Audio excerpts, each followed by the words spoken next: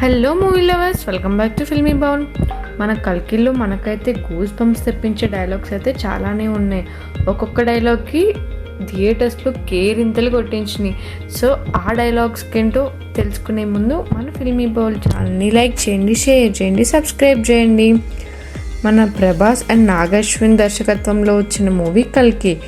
ఈ సినిమా విడుదలై 2 వారాల తర్వాత కూడా బాక్స్ ఆఫీస్ వద్ద ఎంతో జోరు తగ్గలేదు. ఇప్పటికీ కూడా స్టిల్ కలెక్షన్స్ రన్ అవుతూనే ఉన్నాయి. 1000 CR క్లబ్లో చేరిన ఈ సినిమాకి ఎన్నో మర్చిపోలేని డైలాగులు చాలానే ఉన్నాయి. సినిమా చూసి బయటకు వచ్చినప్పుడు కూడా అవి మనల్ని వెంటాడే విధంగా ఉన్నాయి. సో అవేంటో చూద్దాం. సో ఫస్ట్ డైలాగ్ వచ్చేసి, చంపడానికి వస్తే నన్ను చంపు కృష్ణ, నీ ఉపదేశాలు వినడానికి నేను అర్జున్ని కాదు అని కర్ణుడు చెప్పే డైలాగ్ అనమాట. సో అండ్ నెక్స్ట్ వచ్చేసి, ఈ 18 రోజుల కురుక్షేత్ర యుద్ధంలో జరిగిన పాపాల కన్నా నీ అధర్మం నిష్కృతి లేనిది. ద్రోణాచార్యుడు పుత్రుడివై ఉండి ఇంతకు దిగజారాలా అని ఒక డైలాగ్, కర్ణుడికి వేసే డైలాగ్ అదొకటి. నెక్స్ట్ వచ్చేసి, అశ్వత్థామ, దేవుడైనా ద్రోణుడైనా కర్మ నుంచి ఎవరూ తప్పించుకోలేరు. కృష్ణుడి డైలాగ్స్ ఉంటే అబ్బా ఒక్కొక్కటి గూస్ బంప్స్ డైలాగ్. ఫేస్ కనిపించుకున్నా కూడా ఆ డైలాగ్కి అర్జున్ దాస్ ఇచ్చిన వాయిస్కి ఒక్కొక్క డైలాగ్కి వేరే లెవెల్ ఫ్యాన్ ఫాలోయింగ్ అయితే వచ్చింది.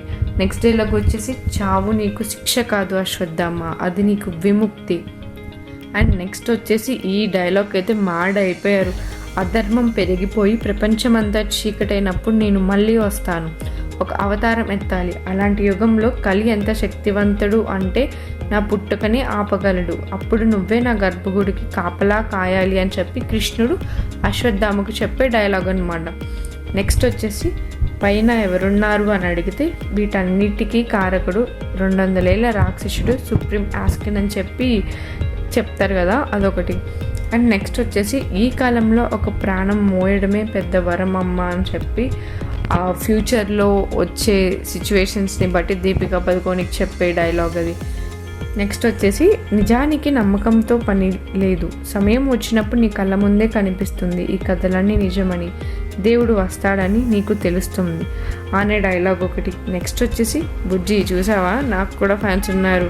అప్పుడు బుజ్జి ఏమో ఉన్నారు లేరబుల్ ఫ్యాన్స్ అంటే అప్పుడు థియేటర్స్లో కెవ్వు కేకల్ లైక్ లిటరల్లీ పెద్ద సౌండ్ వినిపించింది అనమాట.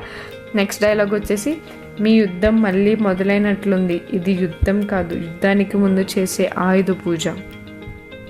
అండ్ నెక్స్ట్ డైలాగ్ వచ్చేసి, ఎన్ని యుగాలు మారినా ఎన్ని జన్మలు ఎత్తినా మనిషి మారనివ్వడు. అండ్ నెక్స్ట్ డైలాగ్ వచ్చేసి, రికార్డ్స్ చూసుకో, ఇప్పటి వరకు ఒక్క ఫైట్ కూడా ఓడిపోయిందే లేదు, ఇది కూడా ఓడిపోను. ఆ రికార్డ్స్ చూసుకో అన్న డైలాగ్కి మ్యాడ్ అయిపోయారు లిటరలీ జనం అంతా. నెక్స్ట్, నువ్వు నా ప్రాణం ఇవ్వడానికి పుట్టావమ్మా, ప్రాణం తీయలేవు, అదొక డైలాగ్. నెక్స్ట్ వచ్చేసి, ప్రతి చావుకి ఒక పరమార్థం ఉంటుంది తల్లి.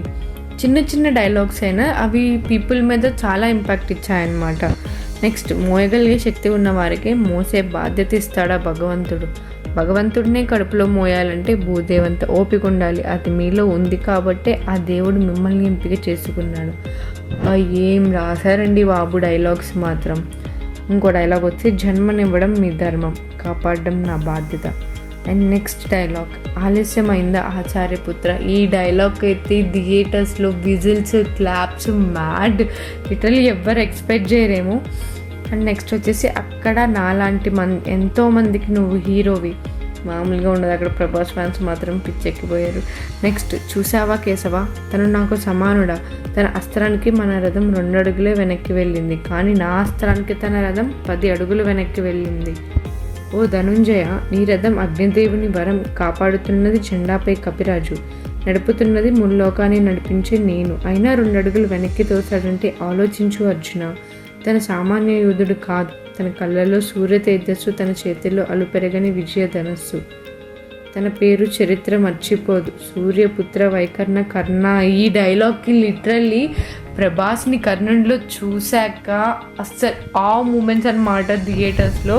సో ఈ అన్ని డైలాగ్స్లో మీకు ఏ dialogue most favourite, like most important అని కాదు, లైక్ మోస్ట్ ఫేవరెట్ మ్యాడ్ ఎక్కించిన డైలాగ్ ఏంటో మాకు కామెంట్స్లో తెలియచేయండి.